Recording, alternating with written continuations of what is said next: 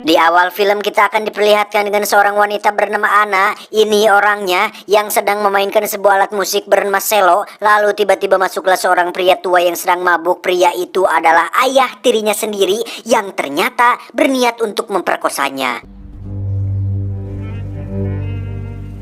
Saat si ayah tiri akan membuka celananya, dengan sekuat tenaga Anna menendang pria itu sampai dia terpental, dan tanpa disengaja sebuah benda tajam menembus leher pria itu hingga dia tewas saat itu juga. Atas perbuatannya, Anna dibawa ke kantor polisi dan dinyatakan bersalah hingga akhirnya dia dijatuhi hukuman penjara selama 4-9 tahun. The defendant, Anna Nix, is hereby sentenced to 4 to 9 years. Setelah lolos pemeriksaan medis, Anna kemudian ditempatkan di sebuah sel bersama seorang napi cantik yang bernama Jenny yang akan menjadi sahabatnya untuk kedepannya. Okay, lights out. Let's go.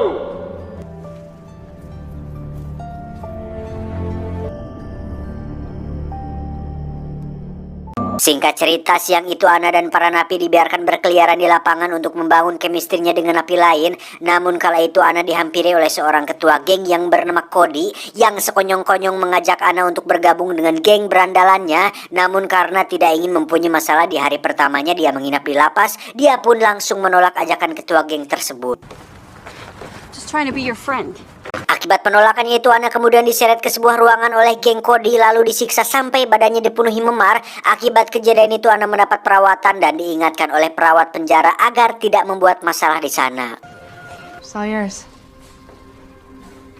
Setelah mendapat perawatan, Anna pun dipanggil oleh seorang kepala penjara bernama Frank. Lalu di ruangannya dia sedikit membicarakan tentang latar belakang Anna yang mahir dalam memainkan alat musik bernama cello. Tapi sebenarnya tujuan Frank memanggil Anna adalah untuk menawarkan sebuah perlindungan dari kekejaman geng Cody dengan syarat Anna harus melayani Frank untuk memuaskan nafsu bejatnya. Namun karena Anna yang masih polos, tentunya dia langsung menolak tawaran Frank tersebut. Dan setelah pembicaraan selesai, Anna pun kembali ke selnya dan mulai curhat kepada Jenny tentang perlakuan Frank kepada dirinya. Time's passing as we speak.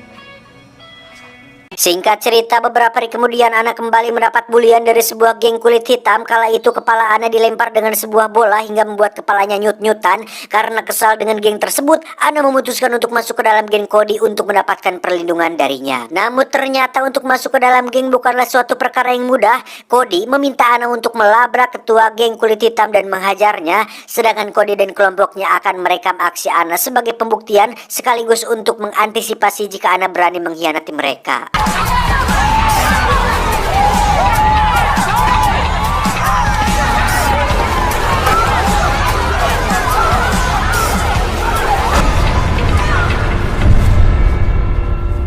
Setelah insiden itu, Anna lalu dikurung di ruangan isolasi tanpa menggunakan selai benang pun untuk menutupi tubuhnya. Namun tidak berselang lama Anna kemudian dipanggil ke ruangan Frank untuk kembali ditawari sebuah keringanan dengan syarat Anna harus melakukan apa yang Frank inginkan. Karena tidak ingin dikembalikan ke ruang isolasi, akhirnya Anna memutuskan untuk menuruti kemauan Frank dengan melumati tongkat ajaib miliknya. Keesokan harinya Anna berkumpul di ruangan geng Cody dan dibuatkan sebuah tato sebagai penanda bahwa kini dia adalah anggota dari geng Cody. Dan dari sana juga Anna mulai mengenal yang namanya Udud setelah dia masuk ke dalam geng tersebut. Keesokan harinya Anna dijenguk oleh sang ibu, namun bukan kebahagiaan yang dia dapatkan melainkan sebuah pertengkaran karena ternyata ibunya masih percaya bahwa Anna benar-benar membunuh suaminya. You deserve to be in here. Lalu beberapa jam kemudian ketika Anna sedang berkumpul dengan geng Cody, tiba-tiba mereka diserang oleh kelompok kulit hitam dan perkelahian pun tak terhindarkan lagi.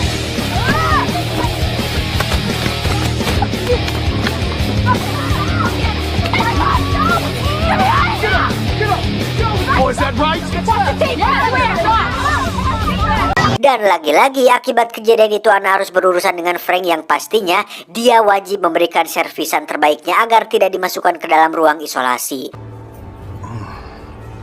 Hari demi hari sikap Ana semakin berubah dan mulai tak terkendali. Hal itu disebabkan akibat tekanan mental dari perbuatan Frank dan obat-obatan yang selalu dia konsumsi. Hingga pada suatu hari ketika Ana sedang mengonsumsi narkoba, Cody yang masih punya rasa peduli pun mencoba untuk membujuk Ana agar dia berhenti memakainya. Akan tetapi Ana menolak dan malah berteriak histeris hingga memancing para sipir berdatangan ke arah mereka. Ana pun mengancam akan melakukan bunuh diri, tetapi rencana berhasil digagalkan oleh petugas. Yang setelah kejadian itu Ana kembali dikurung di ruang isolasi yang pastinya tanpa menggunakan apapun untuk menutupi tubuh indahnya.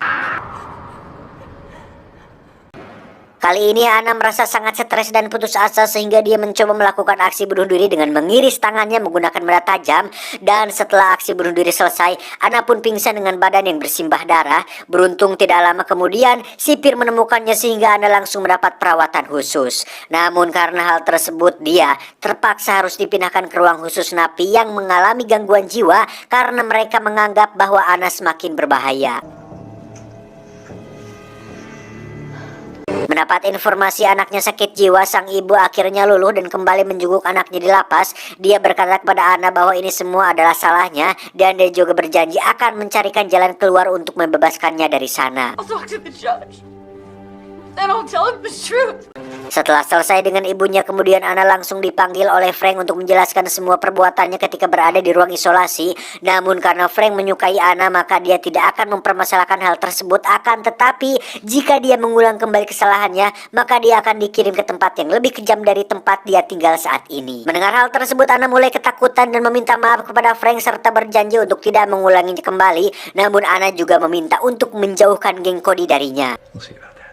Setelah pertemuan yang singkat dengan Frank, akhirnya Ana kembali ke dalam selnya. Kemudian dia juga mulai berubah dan berniat untuk menjadi lebih baik serta tidak membuat masalah lagi ke depannya. Namun penderitaan Ana ternyata belum berhenti sampai di sana, karena di saat makan siang dia kembali dibully oleh geng Cody dan geng kulit hitam di waktu yang bersamaan. Ternyata hal itu disebabkan karena Ana sudah keluar dari sindikat geng Cody.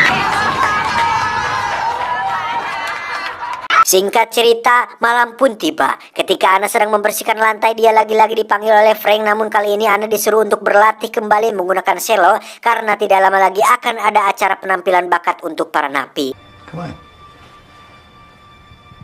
Keesokan harinya Ana mendapat sebuah surat dari seseorang yang bertuliskan bahwa kamu akan mati, dan tidak berselang lama Cody dengan komplotannya langsung melabrak Ana dan melukainya menggunakan benda tajam tepat di pipinya. Bahkan jari tangan Ana pun diinjak agar dia tidak bisa bermain selo lagi.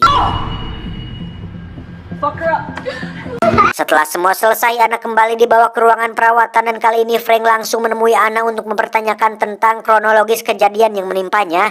Ana mengatakan bahwa Cody lah dalang dibalik semua itu. Namun biadabnya, Frank masih sempat meraba pingping Ana tepat di hadapan perawat yang selalu menjadi tempat curhatnya.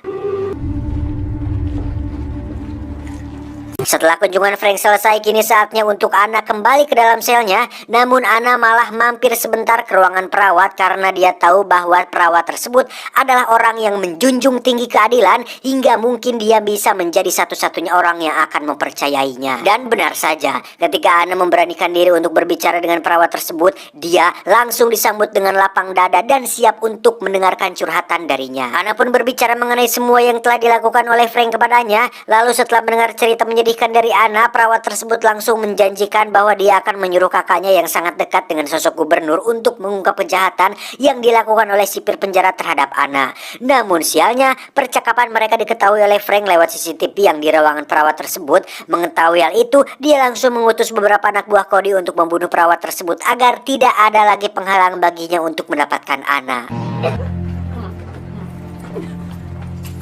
Singkat cerita, akhirnya acara penampilan bakat pun tiba. Setelah penampilan dari anggota kelompok Cody selesai, kini tibalah waktunya bagi Ana untuk menunjukkan kepada para napi lain betapa piawainya dia menggunakan selo. Dan benar saja, penampilannya cukup membuat yang lain terhanyut dalam melodi dan nada-nada indah yang dibawakan oleh Ana di pertunjukan tersebut. Setelah acara selesai, Frank kemudian menghampiri Anna dan membawakan sebuah berita gembira tentang sidang pembebasan bersyarat yang akan dilaksanakan bulan depan. Dan dengan bermodalkan berita tersebut, dia langsung menggarap sawah milik Anna dengan penuh sukacita. Dan benar saja, esok harinya Anna mendapat sebuah surat yang berisi tentang pemberitahuan persidangan bersyarat yang akan dilakukan olehnya. Namun Anna kembali diingatkan oleh teman sekamarnya agar tidak percaya begitu saja terhadap Frank. Mendengar nasihat tersebut, Anna langsung mulai merencana untuk mengantisipasi segala macam situasi yang akan dihadapi di persidangan nanti. Lalu dia pergi menemui Cody dan meminta pertolongan darinya untuk menghancurkan Frank. Meski sempat terjadi sedikit drama di antara mereka, namun akhirnya dia bersedia menolong Anna. Kemudian Cody memberikan sebuah ponsel agar Anna bisa merekam aksi bejat Frank ketika dia sedang menggarapnya. Setelah persiapan selesai, Anna pun masuk ke dalam ruangan Frank untuk melakukan penghompetan yang terakhir bagi Frank. Dia berkata kepada Anna bahwa ini adalah terakhir kali untuk mereka, karena mungkin sebentar lagi Anna akan meninggalkan penjara dan membuat dirinya kesepian. Anna yang sudah siap dengan kameranya pun langsung menuruti kemauan Frank sambil merekam aksi bejat mereka. Singkat cerita, waktu persidangan pun tiba. Anna diberi beberapa pertanyaan tentang alasan kenapa dia harus dibebaskan, di mana Anna hanya menjawab bahwa sikapnya telah berubah 180 derajat setelah dia berada di penjara. Mendengar hal tersebut, penyidang mulai berunding tentang keputusan apa yang harus diberikan untuk Anna. Mereka juga melihat daftar riwayat hidup Anna yang sangat jauh dari tindakan kriminal. Bahkan cenderung Anna merupakan anak yang baik dan juga pintar, sehingga membuat para penyidang memutuskan untuk membebaskan Anna. Namun ketika Frank ikut angkat bicara, dia mengatakan bahwa Anna tidak seharusnya dibebaskan lebih awal karena alasannya dia harus dibina terlebih dahulu akibat kasus yang dia lakukan 1 tahun yang lalu. Mendengar hal tersebut dari kepala penjara membuat penyidang kembali tidak yakin kepada Anna dan membatalkan pembebasan bersyarat untuknya.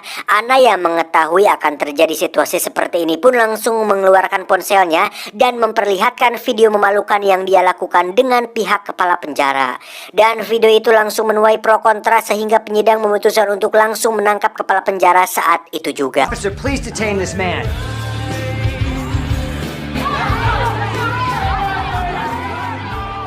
Para penyidang juga sangat mengapresiasi keberanian Anna dalam mengungkap semua kebusukan yang ada di penjara ini, dan film ditutup dengan sebuah permainan selo yang indah yang dibawakan oleh Anna.